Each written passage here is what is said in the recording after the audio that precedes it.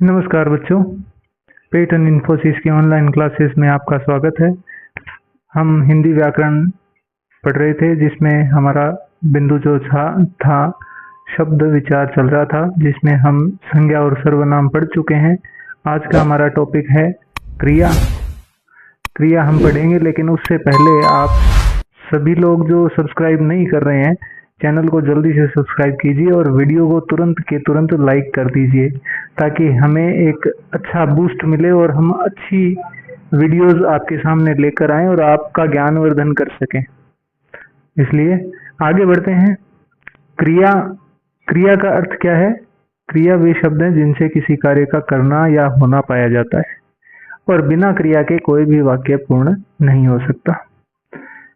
किसी वाक्य में काल की जानकारी क्रिया के कारण ही हिंदी भाषा की जननी संस्कृत है, और संस्कृत में क्रिया को धातु भी कहते हैं। ये सब परिभाषा की बात करते हैं। परिभाषा से पहले एक बात और देख लेते हैं कि संस्कृत में हिंदी के क्रियापदों का मूल रूप ही धातु कहलाता है। यानी जैसे हम कहते हैं हिंदी में पढ़ना, लिखना, सोना, तो इनमें से अगर ना को हटा दिया जाए तो जो बचता है वह धातु संस्कृत में कहलाती है। जैसे पठ संस्कृत में धातु होती है पठ, यानी पढ़ना। ठीक है, वैसे ही ना जोड़ने पर हिंदी की क्रिया शब्द क्रियाएं बन जाती हैं। अब बात करते हैं परिभाषा की। जिस शब्द से किसी कार्य के करने या होने का बोध हो उसे क्रिया कहते हैं। क्रिया के भेद की बात करें तो कई आधार हैं। जैसे कर्म के आधार पर, यदि कर्म हो तो सकर्मक क्रिया कहलाएगी, यदि कर्म न हो, यानी जिस वाक्य में कर्म का अभाव हो वह क्रिया, उस वाक्य में वह क्रिया अकर्मक कहलाएगी। और जिस वाक्य में कर्म हो, कर्ता हो, क्रिया हो, तो वह क्रिया क्या कहलाएगी? सकर्मक। अब सकर्मक क्रिया दो तरह की होती है। या तो वाक्य में एक कर्म आता है तो एक कर्म हो जाती है, एक कर्मक क्रिया कहलाती है। यदि कर्म दो आते हैं तो वह क्रिया भी द्विकर्मक कहलाती है। बात वाक्य की है। वाक्य के अंदर क्रिया होती है, बिना क्रिया के वाक्य पूर्ण नहीं होगा। और उस क्रिया का नामकरण जो है वो कर्म के आधार पर दो प्रकार का होता है, सकर्मक क्रिया या अकर्मक क्रिया। सकर्मक क्रिया वह होगी जिसमें कर्म सहित होगा, और अकर्मक क्रिया वह होगी जिसमें कर्म रहित होगा। अब सकर्मक क्रिया के दो भाग होंगे, एक कर्मक और द्विकर्मक। यानी एक कर्म वाली क्रिया एक कर्मक और दो कर्म वाली क्रिया द्विकर्मक। संरचना के आधार पर संयुक्त क्रिया नाम धातु क्रिया। संयुक्त क्रिया में दो क्रियाएं अलग अलग होंगी, वो एक ही वाक्य में आ जाएंगी। नाम धातु क्रिया में नाम ना वाली क्रियाएं आ जाएंगी।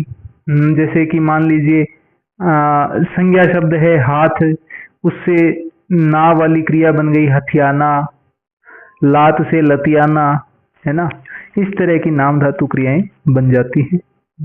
उसके बाद प्रेरणार्थक क्रिया, जब काम हम स्वयं नहीं करते किसी और से करवाते हैं तो प्रेरणार्थक क्रिया कहलाती है। यानी हम किसी को प्रेरित करते हैं कि भैया ये काम कर। तो अब ये कैसे होगा? जैसे मैंने किसी और से काम करवाया तो वहां कराया जो शब्द आएगा वह प्रेरणार्थक क्रिया के रूप में आएगा।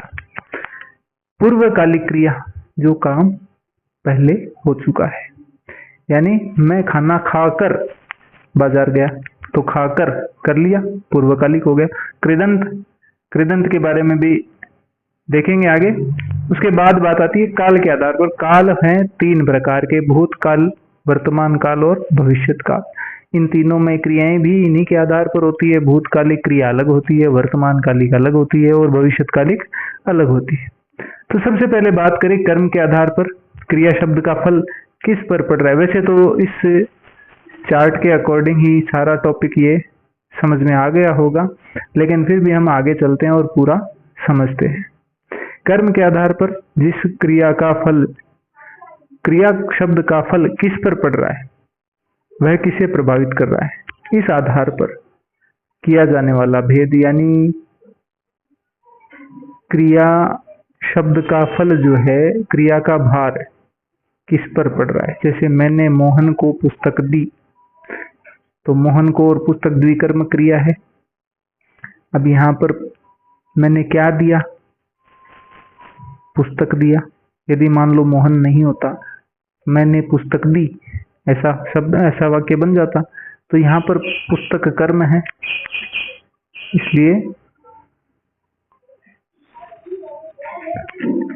तो कर्म के आधार पर क्रिया, क्रिया शब्द का फल किस पर पड़ रहा है, इस आधार पर क्रिया के भेद होते हैं कर्म के आधार। तो दो, पहला भेद है सकर्मक, स यानी साथ में, कर्मक यानी कर्म। तो सकर्मक का अर्थ है कर्म के साथ, यानी जिस क्रिया का फल कर्ता को छोड़कर कर्म पर पड़े वह सकर्मक क्रिया कहलाती है। जैसे बच्चा चित्र बना रहा है, तो बच्चा क्या बना रहा है, चित्र बना रहा है। जहाँ क्या का अर्थ मिले वहां सकर्मक क्रिया होती है। या गीता सितार बजा रही है, तो गीता क्या बजा रही है, सितार बजा रही है। यदि प्रश्न किया जाए कि बच्चा क्या बना रहा है, देख लीजिए यही बात आ गई है, तो उत्तर होगा चित्र। यानी जहां पर क्या से प्रश्न भी बन जाए और क्या का उत्तर भी आ जाए वहां सकर्मक क्रिया होगी। जहां ये संभव नहीं हो वहां सकर्मक क्रिया नहीं बनेगी।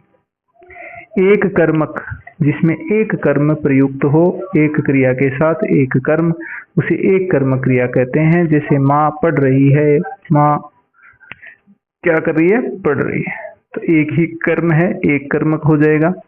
द्विकर्मक, जिसमें दो कर्म हो, मैंने बताया अध्यापक छात्रों को कंप्यूटर सिखा रहे हैं, तो छात्र भी कर्म है, कंप्यूटर भी कर्म है।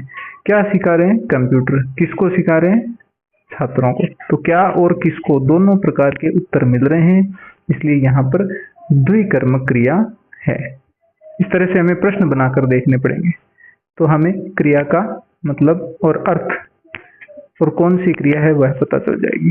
अकर्मक क्रिया, जहां कर्म नहीं हो, जैसे आशा सोती है, इसने उदाहरण भी दे दिया है सीधा, जैसे घोड़ा दौड़ता है।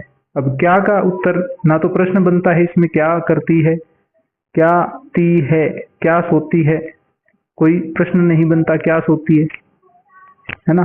तो कोई प्रश्न नहीं बनता तो उत्तर भी नहीं मिलेगा। तो जहां प्रश्न और उत्तर दोनों ही क्या से नहीं हो रहे हैं तो वहां अकर्मक क्रिया हो जाएगी।